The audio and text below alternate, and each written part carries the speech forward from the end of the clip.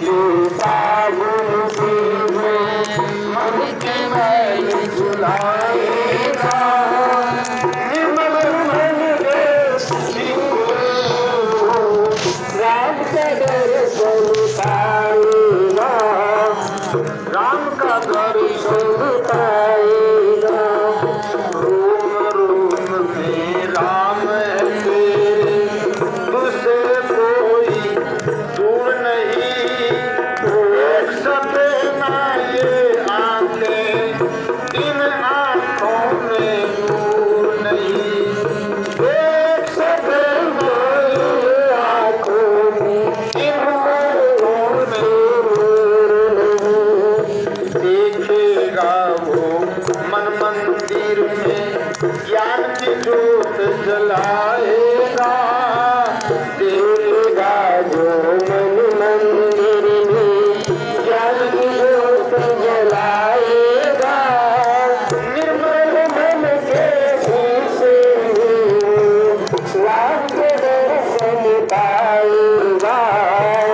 निर्मल मन के शीशे राम के दर्शन पाएगा। अभी आप लोगों ने भजन की जो लाइन सुनी है, तो भजन की लाइन में क्या सुना है? भजन की जो लाइन है, गुप्त नाम के साबुन से। गुप्त नाम कौन सा होता है जो लिखने में आए न पढ़ने में आए? ये इतने नाम आप लोग मुंह से बोलते हैं, सब लिखने में भी आते हैं, पढ़ने में भी आते हैं। लेकिन गुप्त नाम जो है वो बोलने में नहीं आता, और जब बोलने में नहीं आता लिखने में कहाँ से आए? तो गुप्त नाम के साबुन से मन के मैल को धुलाएगा। उस गुप्त नाम से ही मन का मैल धुलता है। फिर क्या कहा कि जब मन का मैल धुलेगा तब क्या होगा कि निर्मल मन के शीशे में ये मन निर्मल हो जाएगा। और जब मन निर्मल हो जाएगा तब भगवान आपको दर्शन मिलेगा। निर्मल मन के शीशे में वो राम का दर्शन पाएगा। और वैसे तो ये कहा कि रोम रोम में राम है तेरे, वो तो सब जगह पर है, रोम रोम के अंदर में है, कण कण के अंदर में है। तो रोम रोम में राम है तेरे, तुझसे कोई दूर नहीं, तेरे से दूर नहीं है। पर देख सके ना ये आंखें देख नहीं सकती है। आप लोग विचार करें, क्या कभी आपने भगवान को इन आंखों से देखा? रोज लोग के हम रोज देखते हैं। कहाँ देखते हैं? कि रोज मंदिर में जाते हैं, वहां जाकर देखते हैं। मंदिर में जाकर देखते हैं तो भगवान, आप मंदिर में जाकर के भगवान को देखते हैं या भगवान की मूर्ति को देखते हैं? क्यों? आप भगवान की मूर्ति को देखते हैं। और सच्चाई है कि मूर्ति भी असली नहीं है। लोगों को हो सकता है ये बात सुनने में कुछ अजीब सी लगे कि भगवान की मूर्ति सही कैसे नहीं है। आप थोड़ा सा मेरी बात पर ध्यान देना तो बात समझ में आएगी। भगवान राम आज से लगभग 10-11 हजार साल पहले हुए। कितने साल पहले हुए? 10-11 हजार साल पहले। और उस जमाने के अंदर में ना कोई कैमरा था फोटो खींचने वाला, मोबाइल भी नहीं था, ये चीज थी ही नहीं।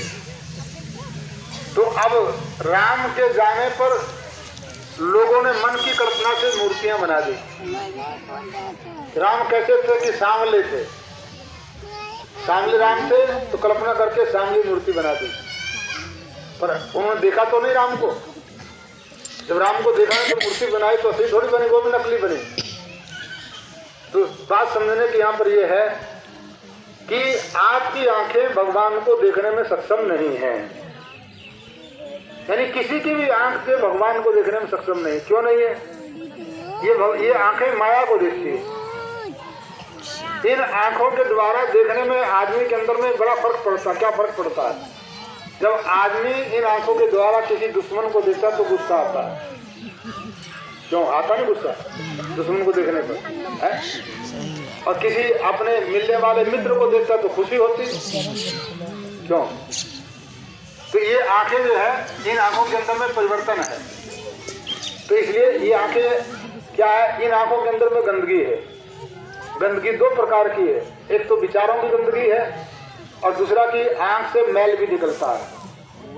आंख से मैल निकलता है। तो मैल गंदगी है, नहीं गंदगी है। तो ये जो आंखें हमारी जो है, ये भगवान को देखने में सक्षम नहीं है। और भगवान कृष्ण ने भी गीता में ये बात कही है। ये बात दूसरी है कि लोग गीता को पढ़ते ही नहीं, और पढ़ते भी हैं तो केवल मत्था टेक करके रख देते हैं, उस पर मनन नहीं करते हैं।